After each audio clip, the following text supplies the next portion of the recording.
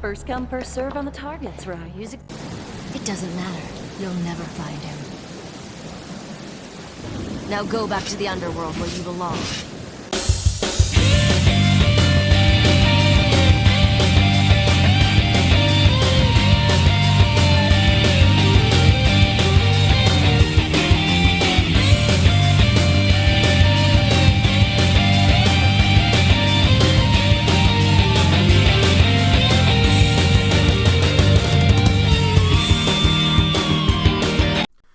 Ladies and gentlemen, welcome back. Today we'll be doing a versus matchup regarding, well, I would say two Busty Hot Blondes, but then DMC5 happened. So, one Busty Hot Blonde and Trish. So, unfortunately, during this video a bit more, I will sit down and explain a bit more of the Ninja Gaiden scaling, more specifically for Rachel, because there are some people who feel she wouldn't scale as high. So, I will provide more reasoning and context for Rachel as a result in this video. So with that said, we're going to start off with the obvious question on the table is, can they kill each other? And yeah, they can both die. There's no reason that as far as I know, there's no immortality on board. There's no immortality on either end of the spectrum. Sorry, I didn't sleep last night. So yeah, Rachel can kill Trish and Trish can kill Rachel. Obviously though, we'll discuss in further detail how accurate that would be. Okay, so we're going to move in on the physical strength here, and unfortunately for both these characters, it's a little unclear where they would scale to overall. I do believe Rachel would scale to Ryu's physical strength feat in the third Ninja Gaiden game, because he doesn't have the true Dragon Sword at that time period, which is the only time he'd be stronger. You could argue that he does have the power of the true Archfiend blade coursing through him, but again, Rachel is still comparable to that level of power, so she should still scale that high in terms of physical strength. Also, she doesn't need a power amp like Ryu, so I think it'd be fair to say she scales to that physical strength feat. Trish, on the other hand, has absolutely fucking nothing. And then like Rachel, we can't even argue she scales to DMC4 Dante, because DMC fucking anime Dante is vastly more powerful than her. So unfortunately, I can only say Trish is superhuman because she throws a bike in the first game, and that's about it. Yeah, Rachel has much higher scaling there, so Rachel would win physical strength. Okay, so now we're going to be getting into a little more wonky situations, and this is where we're going to be talking about speed now. I'm going to cover Trish first, and then I'm going to talk about Rachel afterwards. Trish changes depending on where you use her base and Cavalier specifically, because they exist in a weird state of being just massively hypersonic plus, which is just lightning speed, to faster and light above, or above in base. Okay, so the problem here specifically revolves around the Mundus feat, which I say far too fucking often in this channel. This one's actually not about the universe though. So Mundus fires a particle beam at Dante that Trish is able to intercept, I believe, after it fires. One second. Okay, yeah, so Trish is able to push Dante out of the way after Mundus fires the particle beam at her, and she has plenty of time. They have plenty of time to react and everything before the particle beam hits. So this would scale Trish to at least faster than light. I believe I remember a calc pointing at around like 7 to 17 times faster than light. Unfortunately, it's the only other time we see Trish do this. However, this is Trish after gaining a humanity boost, so demons get stronger two ways in DMC. They either get like a fucking humanity boost or they just get human blood. Both are pretty strong, but human blood is stronger overall because the more you get, the stronger you become. So yeah, so that would be where FTL potentially comes from. But alternate universe Trish, which is I'll talk about these Trishes separately, but I'm just going to get their stats out of the way now, so please forgive me for that. Cavalier Angelo does not scale any higher as far as we know. There's no real feat to support that, except for the fact that they may be infinite. Well, they should be infinite in speed, actually, because they fight V, and V can fight the nobodies. Also, there's also the fact that alternate universe Trish with Alistair is infinite speed. So I can't confirm, I can't scale that to Cavalier for obvious reasons, since Dante casually handles Cavalier, although Dante is vastly more powerful by the events of DMC5. It really fucking sucks when you have that sort of issue. But infinite speed via scaling to V specifically, because V can fight nobodies later on, which should be fine. And this is where we get to the problem with Rachel, and more specifically Ninja Gaiden speed scaling. So I'm going to give you what we found in Ninja Gaiden, specifically her feats in game, and then I'm going to talk a little more about the way Ninja Gaiden's lore works and the implications as a result. So I've had a lot of time to mull this over, and I feel like I should do a follow-up to the Ninja Gaiden video, because I forgot several deity level characters and shit, but that's not important right now. So Rachel's speed is obviously fucking weird because Ninja Gaiden speed is weird. Because bare minimum is massively hypersonic. Alright, great, lightning speed. But there are lasers Ryu can dodge, and Trish should scale to this, especially when I found out that the demons that have the lasers are lesser demons or lesser fiends to a greater fiend who Rachel defeats in the second game. But this is where we're gonna get to the AP problem later. But we already should touch on this now. So she defeats a demon named Malbus or Marbus, something like that. I can't remember. Let me check real fast. Okay, his name's Marbus. So Marbus is okay. So FTL again because of Marbus in charge of the demons who have light attacks. Ryu can react to them. Should be FTL for Trish bare minimum. So she should scale. I mentioned.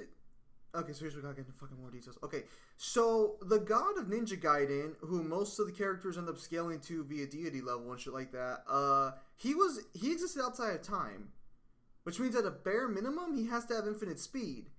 Enter Vigor, who also seems to be born outside of time, because I don't think the underworld has time, because the underworld was created as a byproduct of creation, if I remember correctly. So I don't think you could argue that time is in the underworld, but this particular part of the video, or this particular statement, I will recheck and then talk about in the comments later if it's correct or not. But that doesn't really matter to the situation here, because the god of Ninja Gaiden still would have infinite speed, and Vigor scales to him. This is where the 13 dragons come in. They're able to fight, each one of them is able to keep up and fight Vigor, although it takes all 13 of them to defeat Vigor. So they should all scale to infinite speed, which means Ryu Hayabusa with the True Dragon Sword should have infinite speed as a result. Which means that anyone who can survive a fight with Ryu Hayabusa and fight him should also have infinite speed. Marbus is fucked up in the second game. Like, he is fucking brutalized. Very clearly showing the signs of his battle with Ryu, which actually really helps out the scaling for Rachel, because this means that he was able to fight Ryu and survive. Ryu has no reason to let Marbus go, especially since his job is to kill fiends half the fucking time, and Marbus was literally going out of his way to protect the Vigor Emperor, because that's what his fucking job was.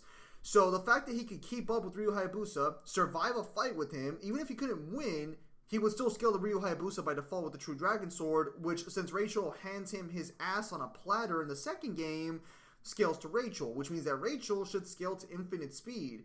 And if the underworld doesn't have any actual time, that means most fiends would scale to infinite speed in general. I'll confirm that one later. But I think Rachel scaling infinite speed is fine, and I did mull this one over for a while because I've been saying on this versus matchup for a while, and I've been going through Ninja Gaiden. So in terms of speed, Rachel beats at least base Trish, no problem, but she would be tied for speed with both alternate universe Trish, and she would be tied for speed with Cavular Angelo as a result, via scaling to V and such. So ultimately, I'm going to give Rachel, it's going to be ultimately a tie, but Rachel does win one of the encounters here in terms of speed alone. Okay, so now we're on to durability now. Rachel should scale to her AP, but it's sort of like all the rules in fiction where, like, basically they can be fucking stabbed by everything. Although, I think she was only going to be stabbed by Doki, which wouldn't really be an anti-feat, because Doki was already a powerful archfiend, or greater fiend in his own right. There was a difference. So, honestly, like, the problem with Rachel is, like, while she does get, like, inconvenienced by one fiend in the first game, every other character who beats Rachel is a greater fiend of high levels of power. Until the second game, where she's finally able to, well, actually, I can't even say until the second game, because she gets beat by Doki in the first game, and she just gets, like, knocked out clean by Doki. And then she has to take on two greater fiends, one of whom is so powerful, people attribute creation to her. And it takes two of them to take her down, apparently, and then she should scale to her sister as well. Basically, her durability should just scale to her AP. As far as I know, she has no unique resistances of her own. I could be wrong there, but unfortunately, she's very bare bones. I'm assuming all that meat went to her character design in that particular regard. Now on to Trish. Main timeline should scale to her AP. Skin can be pierced, and she does have a weak healing factor, but it is there. But it's not going to be something that's going to help her out really in a fight. Like, if she can run away and hide, great. But otherwise, nah, get the fuck out of here. That shit's worthless. Alternate timeline. Okay, so this is... I actually asked Mangler to check on this, but I don't think he ever did. So I'm going to state what we originally intended, and I'm going to state some grievances I may or may not have with this. So, up until now, we've held the belief that Trish is a glass cannon in the alternate dimension, because she gets killed very easily by Dante. But then I was like, well, hang on a minute. Does Dante ever charge up any of his attacks when fighting Void Mundus? And I don't have access to the novel on me right now, unfortunately. And he couldn't remember. So hopefully he checked that out, and then I can post in the comment section if anything changes there. It shouldn't really make too much of a difference, but I will mention the possibility of it occurring, of her potentially scaling to her AP in terms of durability. But as far as we know right now, she should be a glass cannon for the most part, since she shouldn't scale to her durability. Because Mundus could still take strikes from Dante, several of them. They did hurt him, but like he could tank them. But Trish can't really tank shit. She just gets fucking fodderized. So with that sense of durability, I'm going to say Rachel in this particular category only because of the idea that Trish could be a glass cannon in the actual DMC2 alternative timeline. But otherwise, they're ultimately the same in terms of durability. I guess I should get Trish's resistances out of the way as well while we're here. Unfortunately, again, I could not find that many resistances for Rachel in general because, well, not only does Versus Battle Wiki not have a page on her, which is what I usually go to for this shit, but even within her own game herself, after I did the research, there's really not much shit there I could find that she directly like has super resistances to, or anything of that sort. So here are resistances for Trish: reality warping, transmutation, size manipulation, petrification because of the beast heads, soul manipulation because she can handle the curse of the demon world, biological manipulation, can wield the Devil Sword Sparta without turning into a blob like Arkham. I call bullshit on that one, but whatever. Well, actually, I'll explain why I call bullshit on that one. Arkham was directly gaining the power of the Sword Sparta and was forcing it into him. Trish never does that. She just wields the Sword Sparta. We don't know if she calls upon its power the way Arkham tried to at any point. And corruption, type 3, can breathe demonic air, which turns normal people into monsters. Madness manipulation, type 3, endured being in the demon world, which causes despair and insanity. I don't know if you can attribute that to demons specifically, since that's their native fucking realm, but whatever. Disease manipulation, approaching the demon world, being inside or near a demon world nexus, causes unearthly illnesses, which makes it difficult to concentrate. Again, I don't think that should fucking apply to demons, but whatever. And fear manipulation, casually fights demons and their presence can cause fear. Again, bullshit in general. Again, I don't know if it's really fair to scale resistances to demons when you yourself are a freaking demon, you know? I mean, I'll stick with it for now because it's fine. There's nothing really to go against it. It just seems a little wonky. Rachel has no resistances for the most part. Although I will... I'll talk about that when we get to the verdict there. So yeah, in terms of ability, I guess Trish has way more resistances. They're just not very fucking useful in an actual fucking fight.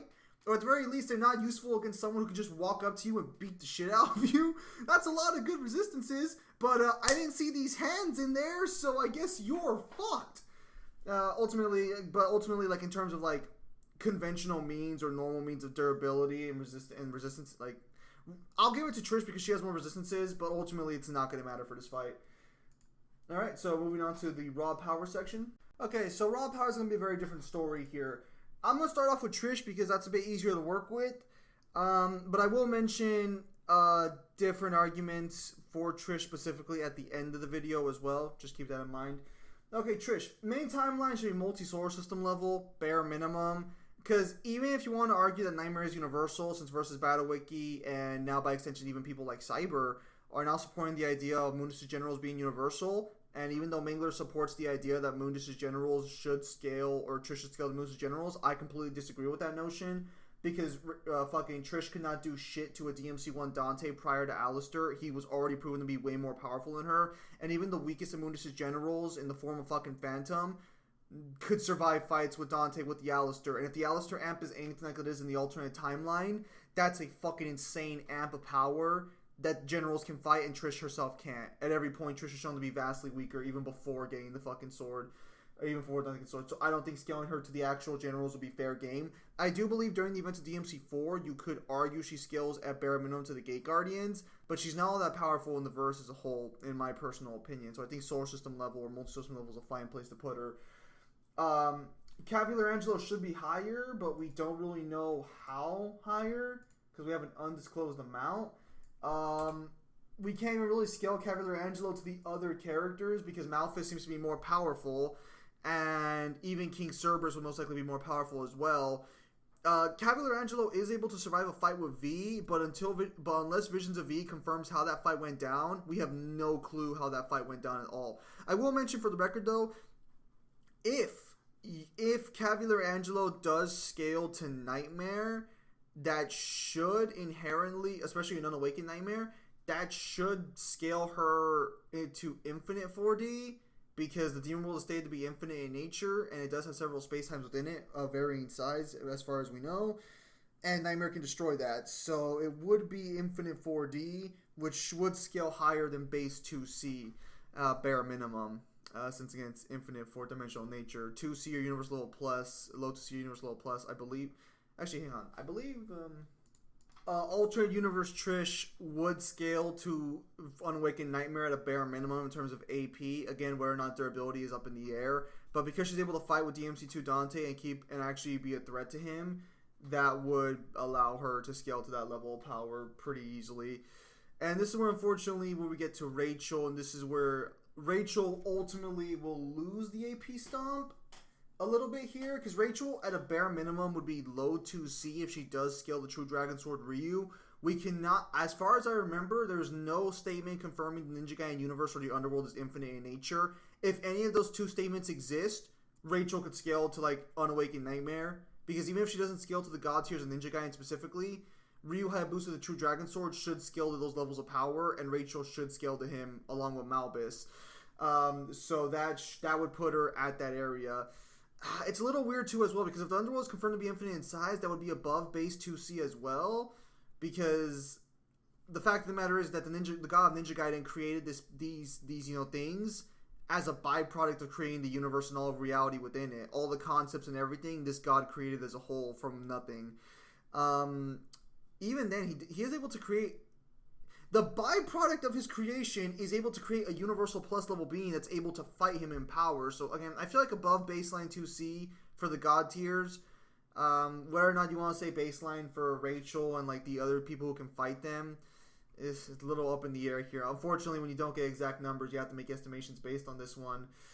But ultimately, as of right now, from what we can scale, Rachel's AP is greater than 2 versions of Trish, with the alternate universe scaling higher for now. I say for now because maybe this might change in the future with Visions of V, but if it doesn't, for now, it seems like Rachel is going to have the win here in terms of AP, with the exception of the final one with alternate universe Trish. Who, again, if you support DMC scaling the way we do on this channel, would be around like 2B, given how high Dante's multiplier would be by that point. So, moving on, we're going to go to powers and abilities, and then we're going to finish off with weapons and transformations, and well, then we'll talk about the matchups in particular. Okay, so in terms of powers and abilities, we're gonna go over Trish first, and then we'll go to Rachel. Superhuman physical characteristics for Trish: immortality type 1, which I believe is like being able to resurrect yourself. Self-sustenance type 2, I think it's just like not needing anything. Skilled hand-to-hand combatant, I've seen the anime, so disagree. Expert marksman or expert markswoman and swordswoman, cloth creation, electricity manipulation, demonic energy manipulation. Can be used for various purposes, including creating a platform for double jump. Regeneration, mid-low, I already talked about it. It's not very good. Likely possession, scales from the weaker demons who have all shown multiple times to be able to possess inanimate and living things. Statistics amplification, aura, fear manipulation, and empowerment, and devil trigger. So she has devil trigger. The mere presence of demons causes fear. Can also feed off despair and get stronger from it. Okay. That comes from the DMC 1 novel, in case you guys are wondering on that one. So I actually probably during this section of the video will be showing off Rachel's things more, because I had to actually, because again there's no page in versus battle wiki for Rachel, so I had to directly sit down and find all Rachel's things from what I could find. From what I could find, this is all she has. If there's resistances from Ryu or anything like that, I did not see those, so keep that in mind. Rachel, superhuman physical characteristics, no problem. Skilled hand-to-hand combatant. I would actually say way more than base, because she is canonically a fighter in the Dead or Alive tournaments. So those are all like fucking high-level martial artists. Expert marks woman and weapons user. I didn't know how to say fucking hammer user, because she only uses a giant fucking war axe in the first game, and then she uses a fucking hammer in the second game. So like heavy weapon focus for her weapon mastery. Possible electricity and fire manipulation, for sure, light creation / manipulation. Okay, so she has a spell that in order to create light to attack her enemies, which I guess would be an FTL feat by itself because she fires light at them directly, she has to combine the powers of electricity and fire together, or lightning and fire. So while she uses them in tandem to create the light, she does individually in each hand possess lightning and fire manipulation to some extent. I personally think that would be enough to support lightning and fire manipulation, but whatever. Plant manipulation as well, and I guess magic usage as well, since these are all magical spells and shit. I want to say just like standard energy as well, since she does have to charge it up, but it's like I'll just say magical energy for now until I can find a better. Because like again, there's not too many specifics for Rachel in terms of anything. Weapons. Rachel has the Infernal Hammer, which is a demonic weapon in nature inherently. So there's not going to be any real problems there in terms of like AP or anything there. And she has the Machine Gun 666, which the machine gun itself is magically enhanced to fight against demons. The actual game confirms demons there, not just fiends. So I guess they're interchangeable. I mean, well, obviously they're fucking interchangeable, but you get what I'm saying. It does have a actual modification on the machine gun that if it hits weaker demons, it will inherently do more damage as a result. So I'll talk about that a little more when we get to the overall like matchup decisions and stuff. But that's about it in terms of her weapons. Let's see right here. Trish has obviously the Sparta Sword, Luce and Umbra. Alternate Trish would have the Alistair Sword only because I don't think she has pistols, but if she did, it'd be Luce and Umbra. And Cavalier Angelo has a giant fucking sword staff shit that, you know, fires lightning off. There's not really much to say about Cavalier Angelo's weapons and, you know, I guess their wings is their shield. They have armor. Trish obviously has a DT as I mentioned earlier. Rachel apparently has no transformations. I thought she did because she has a fiend costume in Dead or Alive, but I guess it's just copying her sister's costume when she's dying, so she has no transformation technically. Yeah, so with that said, let's go ahead and I'm going to go over the matchup now as a whole with all the feats there and everything and talk about my thoughts on it. Okay, so obviously time for the conclusion here. Okay, so I'm not even going to talk about fucking base level Trish or like the standard Trish in the series unless we get statements confirming she's far more powerful than what she demonstrated as repeatedly. We're just gonna she gets negged hard by Rachel, which actually kind of surprised me because like when I revisited Ninja Gaiden and saw like the scaling and shit, originally when I did this I was expecting Trish to win because I had Ninja Gaiden at planet level before I did the research, but after doing like the research again and going through it all again, yeah, no, Trish gets fucking stomped in base. She has nothing. Even like if we were to equalize the fight for whatever reason, Rachel would stomp her ass out in hand-to-hand combat. No fucking questions asked. Trish can barely fucking fight, and Rachel's over here actually fighting martial artists and shit like that of that nature. Even if you want to say her hand-to-hand combat in the game shows pretty good promise, we already saw how she fought fucking like Lady, and that would have been a fucking stomp in favor for Rachel there. Cavalier Angelo is a little more interesting since also there's a speed blitz as well if she's infinite in speed. If she's not infinite in speed, let's argue Rachel's not infinite in speed here for base Trish before we move on. Trish would still lose because Rachel has a fuck ton of AoE abilities and she just has to hit fucking Trish once and she's gonna fucking kill her. No questions about it. And Trish does not scale anywhere near high enough to actually be a threat to Rachel in base. Moving on to Cavalier Angelo. Even if I were to give him or her its strongest variation, which is with the actual Giria Knight, it's not going to make much of a difference because Rachel would be able to one-shot it no fucking problem because there's no reason to say they scale as high as Nightmare or beyond. And given the fact that V wins the fight and Cavalier Angelo runs away with its tail between its legs, there's no reason to say it would scale the Nightmare in any capacity. It very clearly is afraid of V, and that would most likely mean it's afraid of Nightmare. I suspect the actual way the fight turns out is that V lands a shot with Nightmare on the actual horse, but misses Cavalier, and this is why Cavalier runs away, because they can't fight Nightmare. So, in terms of scaling as of right now, once again, Rachel would stomp out Cavalier Angelo. Even if they had similar speed, Rachel's AP is far higher, and if she does have electricity manipulation, I would safely assume she'd be able to handle most of Cavalier Angelo's range attacks as well. If we say Cavalier Angelo scales to Nightmare's AP, then Cavalier Angelo should win, because as of right now, with the research I've already done, Trish or Nightmare at its full power would scale higher than Ninja Gaiden's verse as a whole, unless I can confirm the Underworld is infinite in size or something of the sort there. So yeah, unfortunately that's not going to end well, or if I could argue they're fifth dimensional in nature, in which case, well, all joking aside though, yeah, so Cavalier Angelo, if they do scale a Nightmare, would beat Rachel in a fight, but since we can't confirm they scaled a Nightmare and the evidence supports the exact opposite, Rachel would stomp out Cavalier Angelo as well. Alternate Universe Trish is where things get more complicated. So again, both have infinite speed, bare minimum. or presumably, given the scaling and everything, and anyone who feels free to disagree, feel free to disagree in the comments. I'll explain our reasoning, and we can talk about it. So assuming, also, I guess for Cavilar Angelo, no, actually, it wouldn't really matter, because even if Cavilar Angelo is that much faster, Rachel has to hit them one time and they'd still die. So again, just spam AoE repeatedly and you're inevitably going to fucking hit your target, because you can tank most of your attacks with relative ease. So assuming Rachel has infinite speed and alternate universe Trish has infinite speed, this is why I wanted Mangler to check and see on Dante versus like whether or not we can really say she's a glass cannon. If alternate universe Trish is a glass cannon, even if she scales vastly higher in AP, they have the same speed. So all Rachel has to do is hit her one time and she's dead. And yes, even if fucking alternate universe Trish creates her infinite clones, Rachel has a fuck ton of AoE and a gun that specifically gets stronger when shooting weaker opponents. So none of those alternate clones are going to matter worth a fucking damn in this fight. So that's why I kind of needed to find out if it's glass cannon or not. Okay, so the way the fight would work is like this. In this particular alternate universe setup, whoever gets the first hit would win. Assuming Trish does scale to 2B and higher, or alternate universe anyway, and stuff of that nature. If she doesn't, you could argue that wouldn't be an AP stomp unless you want to say she scales to a fully awakened Nightmare who would destroy the demon world, which would therefore, again, be an infinite fourth dimensional universe, which I can't confirm Ninja Gaiden's versus is infinite when I did my research. I might have missed something, but you get what I'm saying.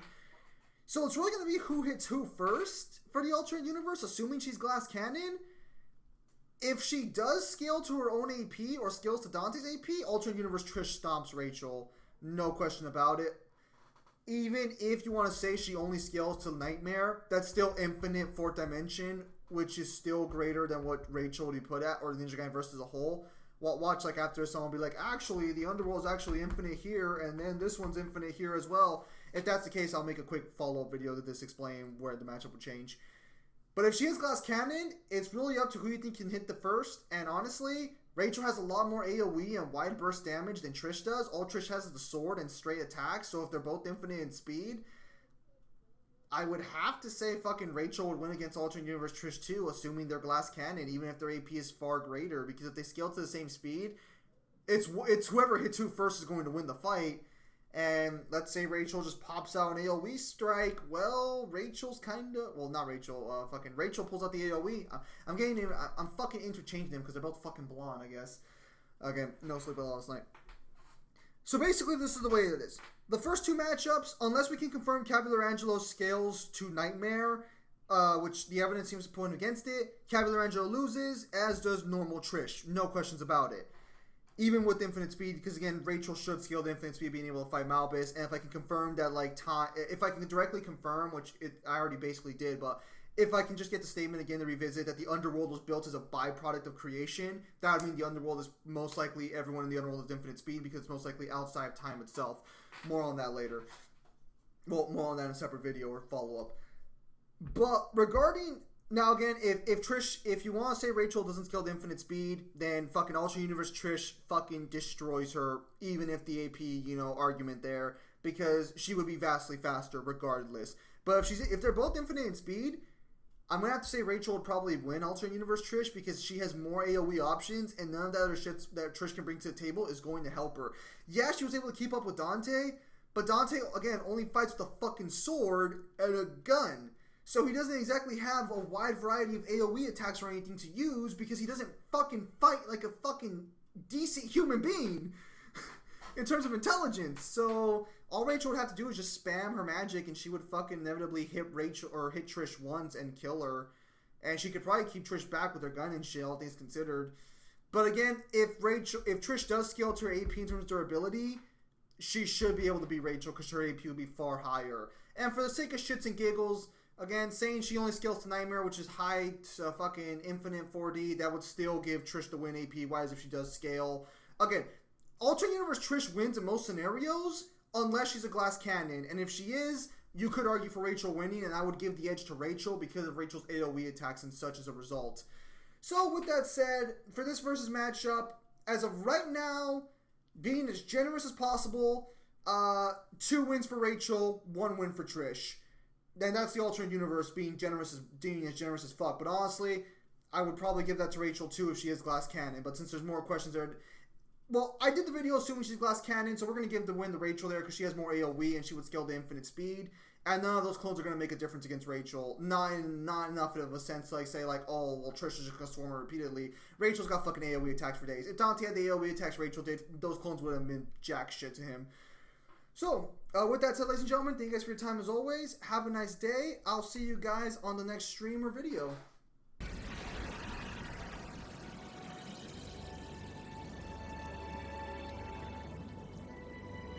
Night has lifted. Dawn has come.